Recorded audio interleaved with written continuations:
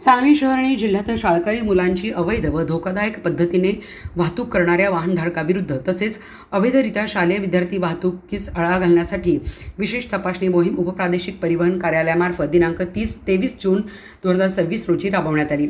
या मोहिमेच्या अनुषंगाने सांगली शहर कार्यक्षेत्रामध्ये रस्त्यावर अवैध शालेय विद्यार्थी वाहतूक करणाऱ्या एकूण 11 दोषी वाहनावर कारवाई करण्यात आल्याची माहिती उपप्रादेशिक परिवहन अधिकारी प्रसाद गाजरे यांनी प्रसिद्धी पत्रकाद्वारे दिली आहे। प्रसिद्धी पत्रकात म्हटले आहे की अपुऱ्या कागदपत्रासह नियमबाह्य अवैध शालेय विद्यार्थी वाहतूक करताना अधिक विद्यार्थी घेणे, सुरक्षाविषयक नियमांकडे दुर्लक्ष करणे अशा प्रकारे बेकायदेशीर शालेय विद्यार्थी वाहतूक करणाऱ्या वाहनांच्या विरोधामध्ये उपप्रादेशिक परिवहन कार्यालयाच्या वतीने यापुढेही तीव्र स्वरूपात कारवाई करण्यात येणार आहे। मुलांचा शाळा प्रवास सुरक्षित ठेवणे ही केवळ प्रशासनाचीच नव्हे तर पालक आणि शाळांचीही संयुक्त जबाबदारी आहे। किरकोळ आर्थिक फायद्यासाठी किंवा सोयीसाठी मुलांच्या जीवाशी खेळ करू नये।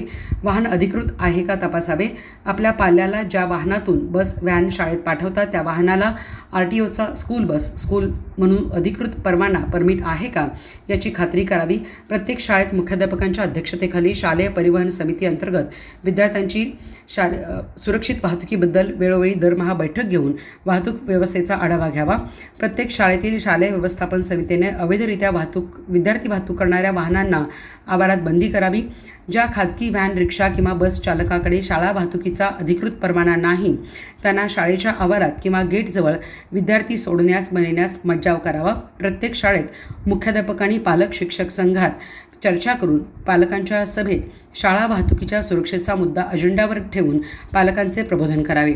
शाळेच्या बस किंवा व्हॅनमध्ये विद्यार्थिनी प्रवास करत असतील तर नियमानुसार महिला अटेंडंट असे अनिवार्य करावे।